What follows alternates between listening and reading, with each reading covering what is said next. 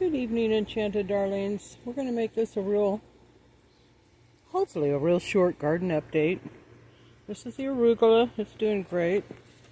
The tomatoes, I've taken the top off of the greenhouse, and they're just growing like crazy. Trimmed them back a bit, so now we're starting to get some tomatoes, get some blossoms. Potatoes are doing awesome. I need to come in with some filler dirt in there around the bottoms. Some of the zucchini, the squash here is doing great. Squash over there was a little bit more open to the elements. Artichoke is doing awesome. I'm going to do a lot more artichokes next year. This thing is doing beautiful. This is where the brick path is so far. I'm going to see if I can't. I'm trying to go around. We're going to stop right here and look at this one. That right there. Oh, isn't that beautiful? That's the sugar moon rose. It's a floribunda. There's the lily. I'm going to step back a little bit here so you can see the whole thing. I've got to come in with the sand or the diatomaceous earth. I haven't decided which yet. Snapdragon's just about done. I think actually a gopher got it. We're going to have some Eurytoma roses coming up here. I think I can see the very, very beginnings. There's right here I brought thyme in here as a ground cover rather than filling in that little spot with brick. There's strawberries near the trolls. I use those for well, that one just looks too delicious. Look at that. I used them for ground cover and obviously food. So the primroses are coming in great. The lupine, not so much. We're still waiting. Boysenberries. This one, this area has gotten past blooms and we're starting to get the berries coming in. The other ones are not. Look at that. Isn't that gorgeous? This is our new little darling, our new little addition. This is an entrapment daylily. That's the name of it. It definitely entraps me. That is gorgeous. That is gorgeous. Right here by the pond. These are the kind of plants, the calla lilies over there and this daylily. These are the kind that I want to get around the pond. So then we're going to go up this way. We have a few flowers that are starting to come in around here. We got a volunteer hollyhock. I'm not sure when I ever put hollyhock seed here. It wasn't this year, wasn't last year, and this year I got hollyhock. So that's pretty. We're still waiting for the pond to, it got filled up with rain before I could finish the rock, and so there it is. Looks like very natural right now. It got filled up with rain before I could finish the rock on the inside, and so we're waiting for it to evaporate. I think I'm probably going to end up having to do that bucket by bucket. So here we've got more strawberries, and then the pink. This is the Swift Drift pink, and they're just absolutely beautiful this year. I've deadheaded quite a bit. Gorgeous, gorgeous. And then there's the asparagus. We got a few spears this year. We're gonna give it fresher. There's this white petunia came back from last year. We got more thyme there. There's our blue lobelia. We're just doing a meandering. Here we go. This is the other one that is still all in blossom. The blossoms are just barely starting to go away, and we're going to see berries there, but it is absolutely covered. We're going to have an awesome boysenberry this year. There's some of our nasturtium. Beautiful, beautiful. We brought some poppies around from the front to into here. Our calendula is doing great. Strawberries, this right here, I believe, is chicory that I planted chicory in there last year. Didn't come up, but I got it this year.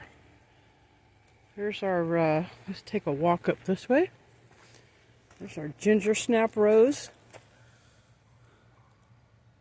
Isn't that just precious? That is gorgeous. Here's one of our pink honeysuckles. They've quit blooming for the year. This pear tree right here is one of our new additions. We put these in, ooh, I don't know, January, February? Somewhere in there, the 4 newest trees. And there is, this is, I think, the newest rose. And it was totally covered when we got it, but it's got to set, and so it's working on getting its roots to settle. We have more nasturtium over here. These are bigger. I think they get just a little bit more sun, so they really like that. Spearmint, this is one of our newer plants. Blue hydrangea, it's trying to set. A lot of these have got to root and set, and then they're all of a sudden gonna take off. We're going to be expanding the sedum. The sedum is taken off. I got this, I think, the same time as the hydrangea, and I can tell that it's set, it's happy, the roots are settled down, and it's starting to take off. We're going to expand the decking platform. Oh, let's go over to the grapes. Look at those. I think we're going to have a really good, if we can keep the birds away, we're going to have a really good bird harvest. Oh, how goofy. If we can keep the birds away, let me try this again, then we'll have a really good grape harvest this year. This is a red Sarah Bernhardt peony, and it's beautiful. I only had one, when I first got it, I had one bloom on it, and it's starting to take, I can tell by the leaves that it's been here for about 2 weeks. And it's starting to take, it's settled in. The lantana right here just started. It was just really sad. And like, I didn't know if it was going to root real well or not. It was just kind of in trauma. And it's just now started to take off. So hopefully this is going to fill in this entire area. And where we expand, the herb garden right here will move. This will move. And where we're going to expand the platform will be out this way over to where the camellia is, and maybe to the fence, but not all the way over to the bridal wreath.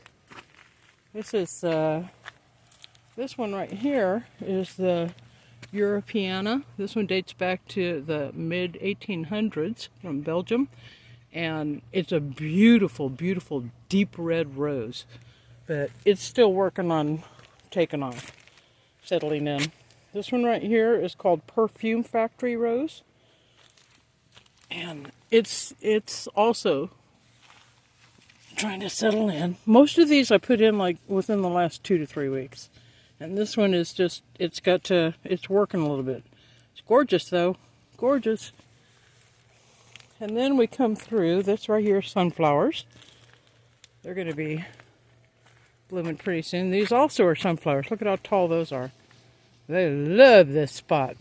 And they're kind of going around a lilac bush that will fill in this area. Here's the, this is a trumpet vine. We've got a cross vine over there that's going to fill in behind the fountain. This one's going to go up and make a green arch. And then we are into, let's come back this way. We're into the wildflower meadow orchard. And the walnut is finally past a stick, and it's a real tree. And let me get a little bit closer, just in the last couple days.